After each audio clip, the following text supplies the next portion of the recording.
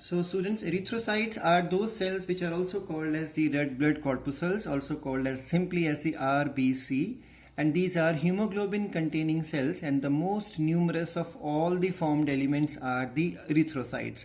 And the amount of erythrocytes is variable from person to person though, but there is still an average which has been found that ladies basically carry in their adult stage, healthy lady will carry 4.5 to 5 million of RBCs per cubic millimeter or microliter of the blood, and males are supposed to carry higher amount of RBCs, 5 to 5.5 million per cubic millimeter or microliters of the blood.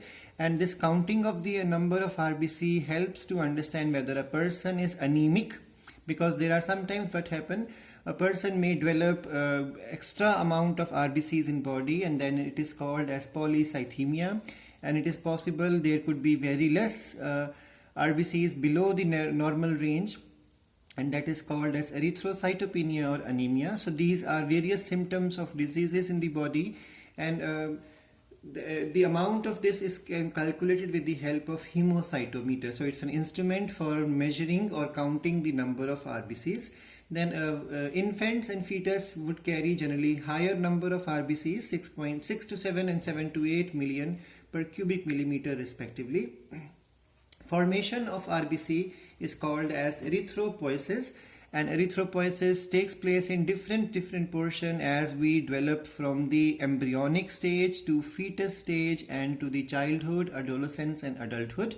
So in the earliest embryonic stage, yolk sac is responsible for the RBC's formation, and then the function of yolk sac as RBC forming structure is over, because by the time fetus develops minute liver and minute spleen, then liver and spleen start synthesizing the RBCs, followed by then now the liver and spleen stop this activity. Now it is followed by, once the red bone marrow is established or formed in the fetus itself, along with the infant after delivery, along with the adolescence and adulthood age. So for maximum time duration, it is the red bone marrow which synthesizes the RBC, and the special cells which form RBCs in the red bone marrow are called as the erythroblastic cells or erythroblasts. Now please remember that this process requires a hormone which comes from kidney. So kidney has a hormonal role also, and that hormone is erythropoietin. Now RBC formations require a very healthy diet, so it should be rich in protein, iron, folic acid as well as the vitamin B12. And spleen is both the blood bank as well as the graveyard. Remember, spleen is the structure where inside a fetus RBCs are formed, and once the red bone marrow is there, spleen stops synthesizing but starts accumulating. So all excessive RBCs which might be used anytime in the emergency, so extra RBCs are stored in the form of blood bank in spleen, and when RBCs are dying, like in the case of malaria or any other severe problem, when RBCs burst or RBCs are degraded, they are supposed to be decomposed or they are supposed to be disintegrated in the spleen. That's why spleen is also considered as the graveyard of RBC. That's why when you talk about malaria, during malaria the spleen undergoes enlargement in size. This happens because a lot of RBCs are supposed to be broken down there. Now the structure of RBC. Let's come to this topic. Structure of the RBC. So we all know the shape and size. We have already covered this in the animal tissues chapter. So let's quickly understand, revise everything, that mammals including human will have biconcave and circular. So when you see from sidewise, it looks like biconcave. When you see from top, it looks like a circular or you can say disc shaped type of non-nucleated RBC. Remember, nucleus is present in the immature stage of RBC, but once it becomes mature, or generally it is said at the stage which is called as reticulocyte stage, nucleus disintegrates and become a reticular structure and then finish.